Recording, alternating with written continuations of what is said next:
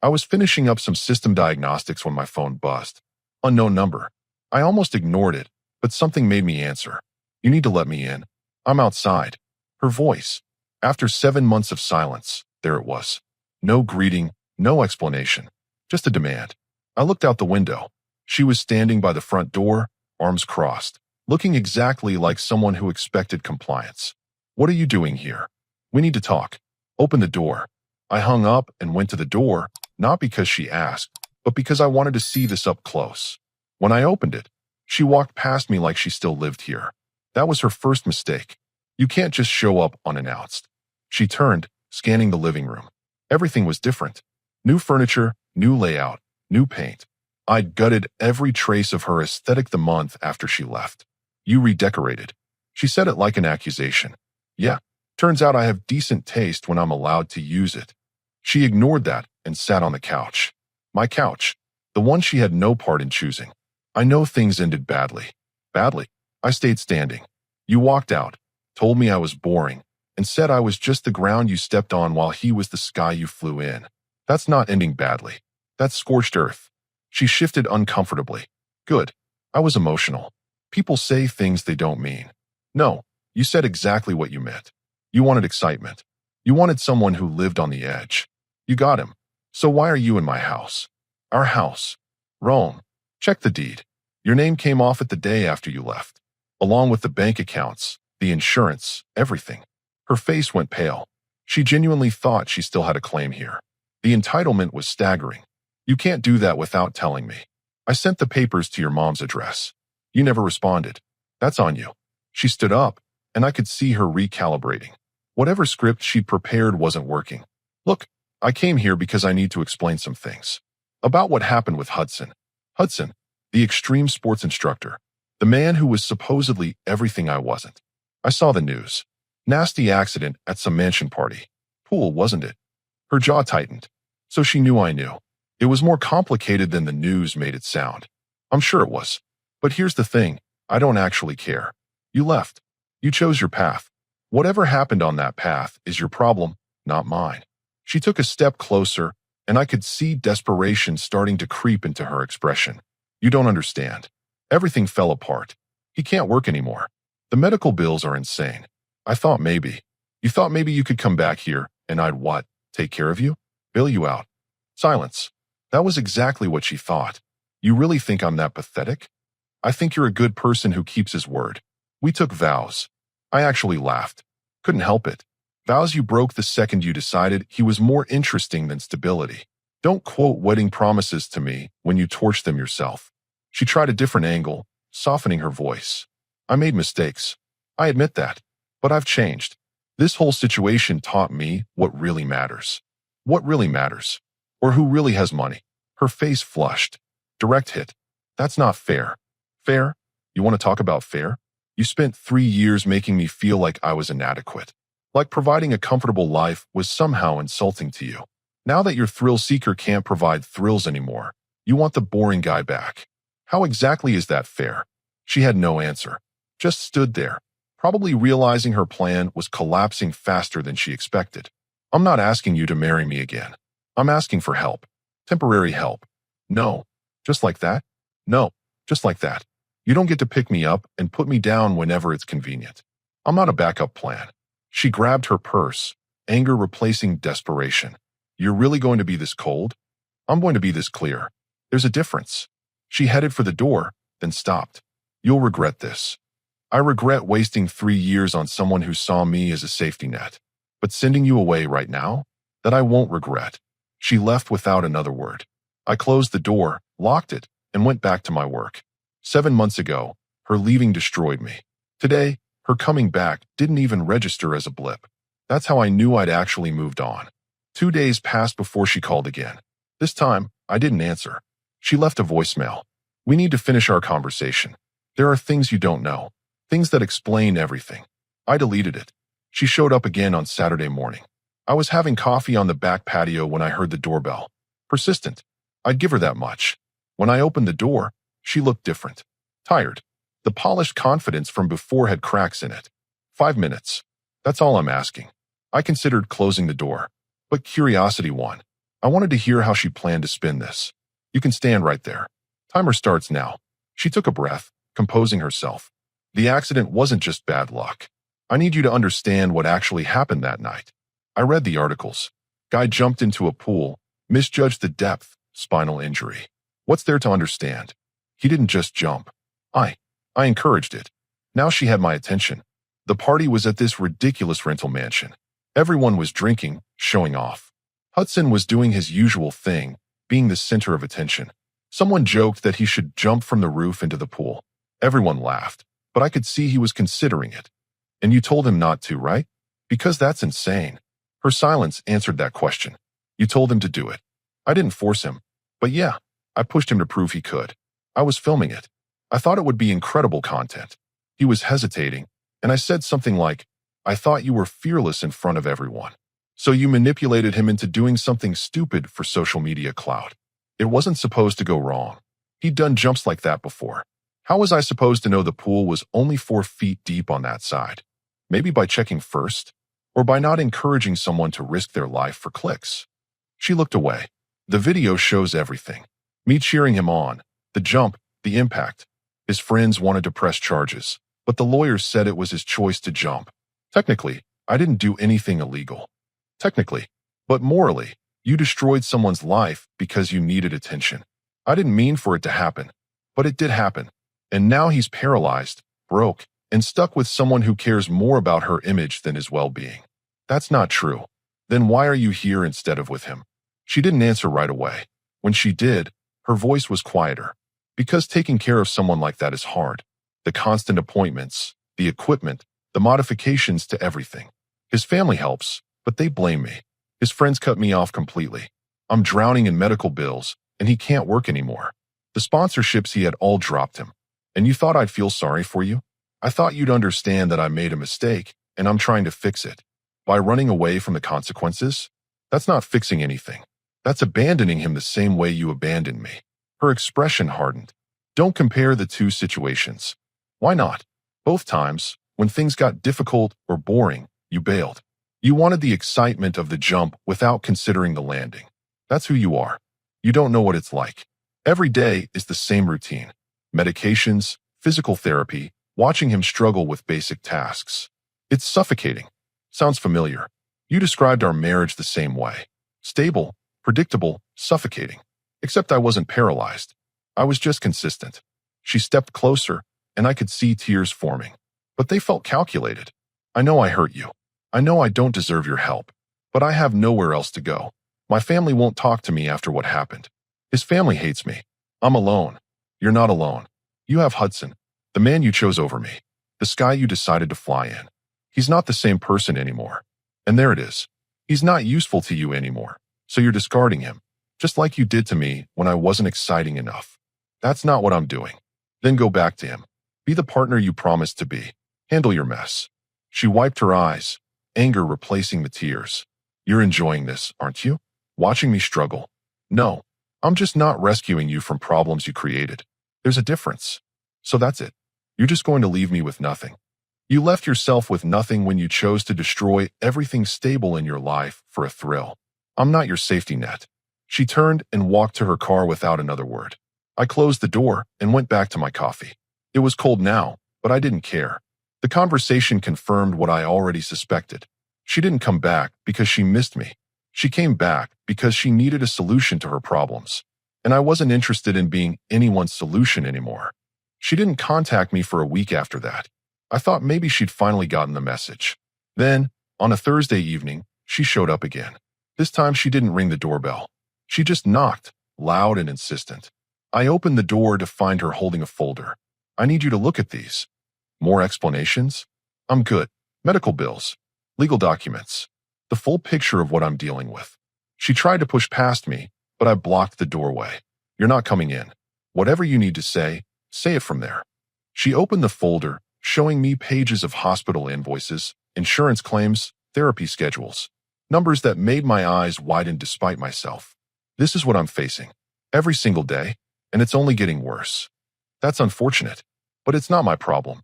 It could be part of your problem if you just listen. I'm not asking for charity. I'm asking for a partnership. A partnership? I couldn't help the sarcasm. What exactly would I be partnering on? Let me move back in. Temporarily. Just until I get back on my feet financially. I can contribute to household expenses, split costs. You'd barely notice I'm here. The audacity was impressive. You're serious right now. Completely. Think about it logically. You have space. I need space. We can coexist as roommates. No strings attached. Roommates. With my ex-wife who left me for another man and is now trying to escape the consequences of crippling him. That's a harsh way to put it. It's an accurate way to put it. And the answer is no. Find an apartment. Get a job. Handle your own life. I'm trying to get a job, but everything requires references and my last employer won't give me one after I left suddenly. Apartments require deposits I don't have. You're my only option. No, I'm your easiest option. There's a difference. She closed the folder, her voice shifting to something sharper. Fine. Let's talk about what I'm entitled to. We were married for 3 years. Community property state. I could fight for half of everything you earned during that time. You could try, but you'd lose. I had a lawyer draft separation documents the week after you left. You had 30 days to contest them. You didn't. They're final. You're bluffing. I'm not. Check with any attorney. You signed away your claims when you didn't respond to the filing. Her face went red. She genuinely hadn't known. This is why you were so calm when I showed up. You already protected everything. The day you walked out, I called Bruce Atkins. He's thorough. Everything was handled before you even settled into Hudson's place. Who's Bruce Atkins? My attorney. The one you'll be hearing from if you keep showing up here making demands. She took a step back, reassessing again. I didn't think you had it in you to be this calculated. I learned from watching you. You were always 3 steps ahead when it benefited you. I just applied the same principle. So what? You're going to let me be homeless? Destitute. You have family. You have friends. You have Hudson. You have options, just not comfortable ones. My family disowned me after they found out about the accident. My friends were really your friends, and they chose you. Hudson's family barely tolerates me, and he can't support anyone right now. Sounds like you burned every bridge you crossed. I made mistakes, okay? I admit it. But does that mean I deserve to lose everything? You didn't lose everything. You threw it away. There's a difference. She stared at me for a long moment, and I could see her mentally cycling through different approaches. Anger hadn't worked. Guilt hadn't worked. Negotiation hadn't worked. What if I offered something in return? Like what? I could help around the house. Cooking, cleaning, whatever you need. I have a cleaning service, and I cook my own meals just fine. Then what do you want? There has to be something. I want you to leave. That's what I want. I want you to stop showing up here trying to manipulate your way back into a life you chose to abandon. This isn't manipulation. This is me being honest about a desperate situation. No, honest would have been admitting you needed me when you still had the chance to fix things. This is you realizing you miscalculated and trying to undo your mistake. Can you blame me for trying? I can blame you for thinking I'm stupid enough to fall for it. She closed the folder and tucked it under her arm. You know what? Maybe you're right. Maybe I did miscalculate. I thought underneath all that quiet stability, there was still someone who cared. Guess I was wrong. You're not wrong about me caring. I just care about myself more than I care about rescuing you. That's the lesson you taught me. She walked back to her car, got in, and drove off. This time, I noticed the car was different. Older. Cheaper. The expensive SUV she used to drive was gone. Everything was catching up to her. The debts, the consequences, the bridges burned. And she was running out of places to land. But that wasn't my responsibility anymore. I closed the door and went back inside. My phone buzzed an hour later. A text from an unknown number. This isn't over. I blocked it and made a mental note to call Bruce in the morning. Just in case. I called Bruce Atkins first thing Friday morning. He answered on the second ring. Let me guess. She's back. How'd you know? Because they always come back when the money runs out. What's she trying? I filled him in on the visits, the demands, the veiled threats. She can't touch anything, Bruce confirmed. Separation was clean. She has 0 legal standing. But document everything. Keep records of every interaction. Already doing that. Good. Now, since we're talking, there's something else you should know. What? The accident case. It's not closed. Hudson's family is exploring a civil suit against her for negligence. They're building a case that her encouragement constitutes reckless endangerment. Can they win? If they have the video, and witnesses corroborate that she pressured him? Absolutely. She could be facing serious financial liability on top of everything else. How serious? 7 figures, potentially. Medical costs, lost income, pain, and suffering. It's not criminal, but it could bankrupt her. I processed that for a moment. She didn't mention any lawsuit. She probably doesn't know yet. These things take time to develop. But when it hits, she's going to be looking for anyone to share the burden. Stay firm. Not a problem. After hanging up with Bruce, I decided it was time to stop reacting and start showing her exactly where things stood. She showed up again that afternoon. I'd been expecting it. This time, I met her on the porch before she could knock. We need to establish some boundaries. I just want to talk. Then talk while we walk. You're not coming inside again. We went down the driveway. She looked around at the property like she was cataloging what she'd lost. You've done a lot with the place. Yeah.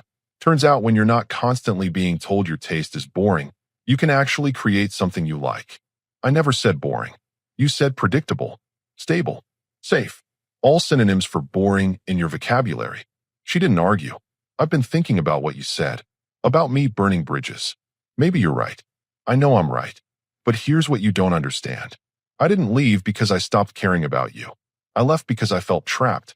Like my entire identity was just being your wife, the system's architect, stable partner. I needed to figure out who I was. And did you? Figure it out.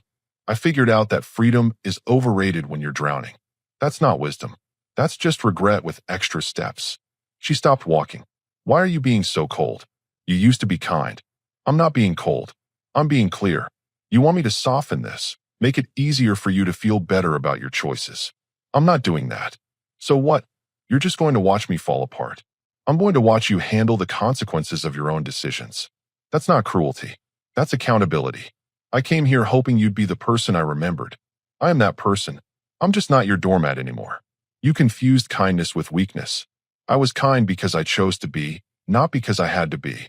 She looked genuinely frustrated now. You keep saying you've moved on, but if that were true, you wouldn't care enough to be this angry. I'm not angry. Anger requires emotional investment. I'm just not interested in being your plan B. Then what are you interested in? Because from where I'm standing, you're living in this house alone, working all the time, no one in your life. How is that better? It's peaceful. No drama. No walking into a room and wondering if I'm about to be criticized for existing. I wake up and decide what I want to do. That's better. That's lonely. Maybe. But it's my choice to be lonely. When I was with you, I was lonely and criticized. This is an upgrade. She had no response to that. We reached the end of the driveway. She turned back toward her car. I keep thinking there's something I can say that'll make you see this differently. There isn't. You want me to rescue you because it's convenient. I'm choosing not to because it's healthy. We're at an impasse. What if I told you I still have feelings for you? I actually laughed. Then I'd say you have feelings for financial stability and you're confusing that with feelings for me. They're not the same thing. You don't know what I feel. I know what you did. Actions matter more than feelings. You felt whatever you felt, and you still left. You felt whatever you felt, and you still encouraged a man to risk his life for social media engagement. Your feelings are unreliable narrators. She got in her car, but rolled down the window. I'm not giving up. That's your choice. But understand this. Every time you show up here, you're wasting your own time. I'm not changing my mind. Not today, not next week, not ever. We'll see. She drove off. I went back inside and checked my security cameras. I'd installed them the month after she left. Call it paranoia, but I wanted documentation if she ever tried to claim she had access to the property.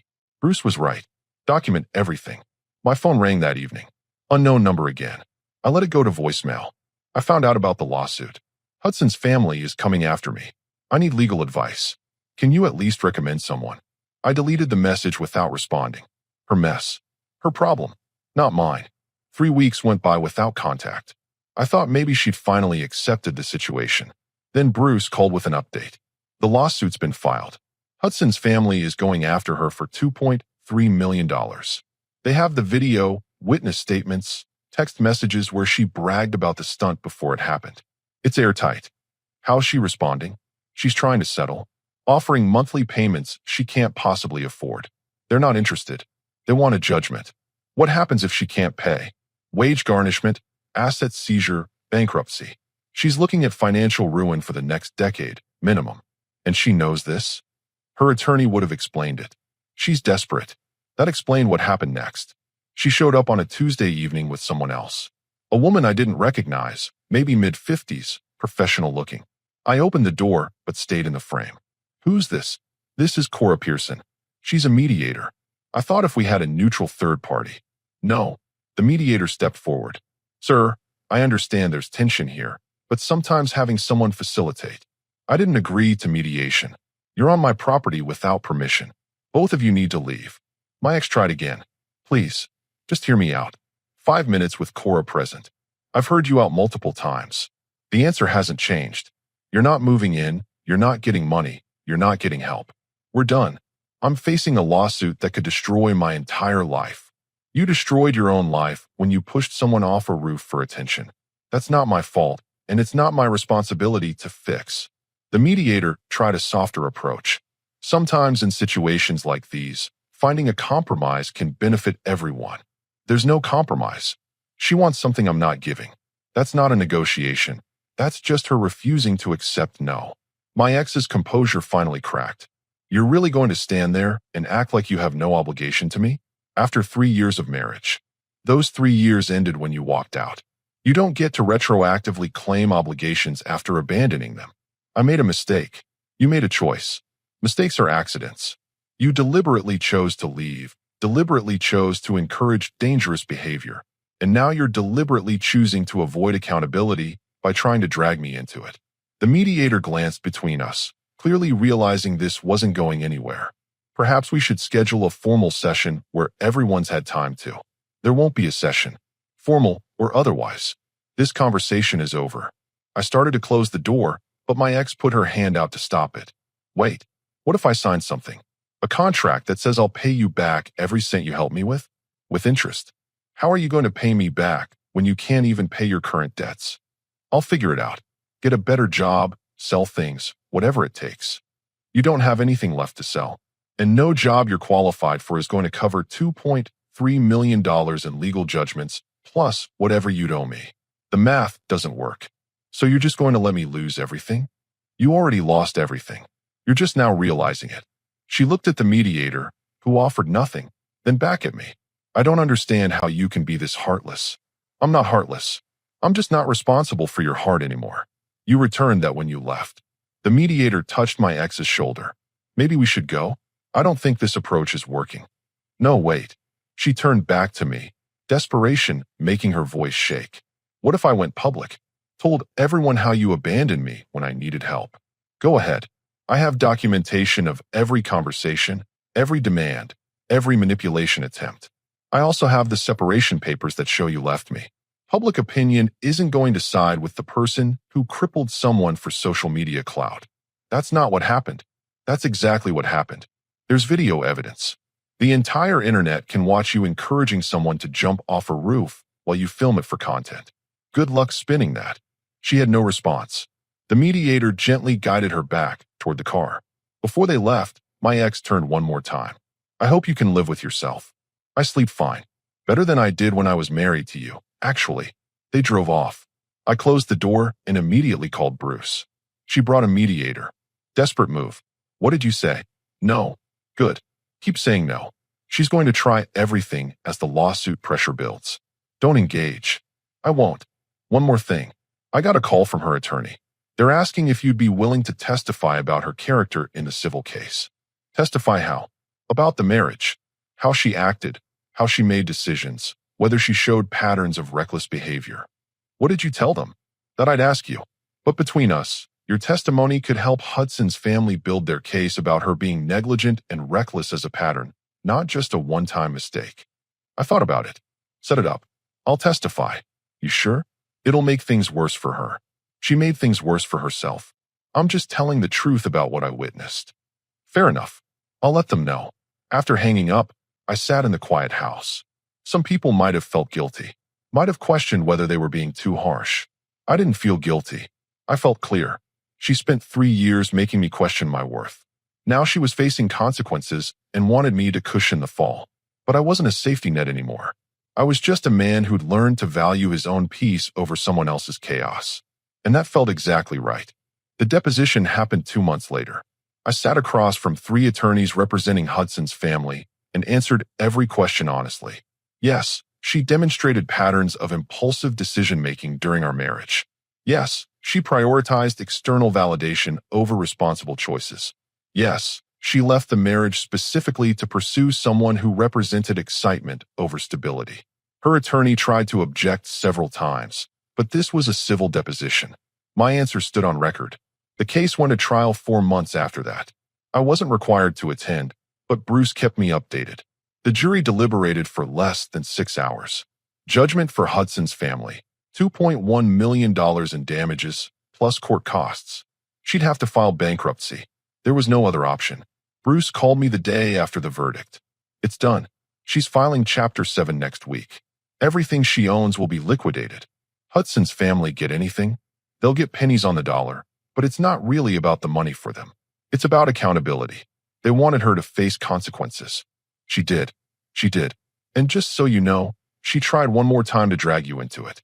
Her attorney suggested you had some financial obligation as her former spouse. What did the judge say? Laughed it out of the courtroom. You've been separated almost a year. Divorce is final.